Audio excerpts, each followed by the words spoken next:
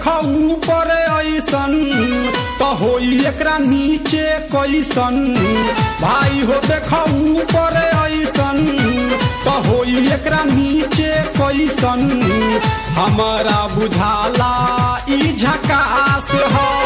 पातर पातर होठ लाली पॉप लागता, चोलिया में दूगो आलू चॉप लागता।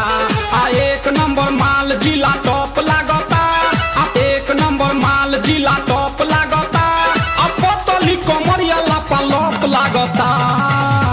भाई हो देखो ऊपर ऐसन तो होई एकरा नीचे कैसन। हमारा बुझाला ई झकास है।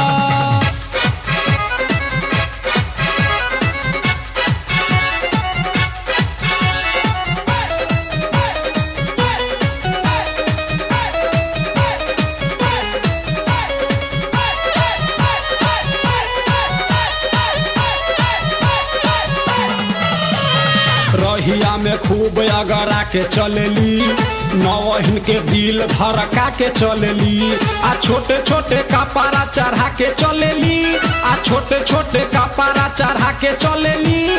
आ से कसी बदनिया देखा के चलेली। भाई हो देखो ऊपर ऐसन तो होई एकरा नीचे कैसन। हमारा बुझाला ई झकास है।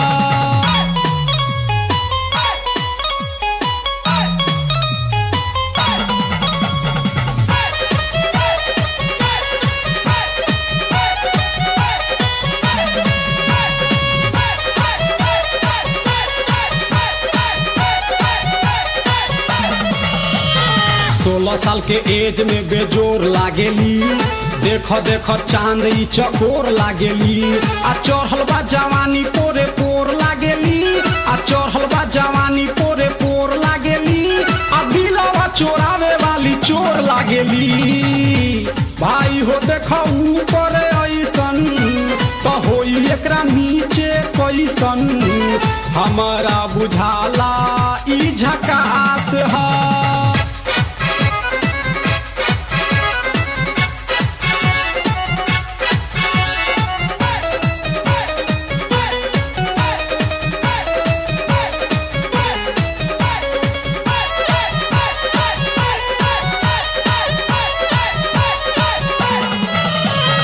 ऐसन माल पाई जे निहाल हो जाई, सकल बलमुआ अब कमाल हो जाई। आ फिर जेल जाए के सवाल हो जाई, आ फिर जेल जाए के सवाल हो जाई। आ लागता ई गाना पर बवाल हो जाई।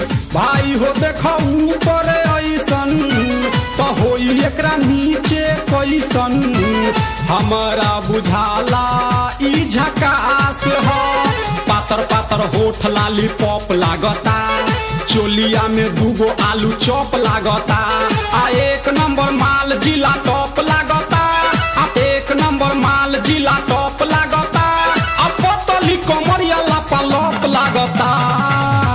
भाई हो देखो ऊपर ऐसन तो होई एकरा नीचे कैसन। हमारा बुझाला ई झकास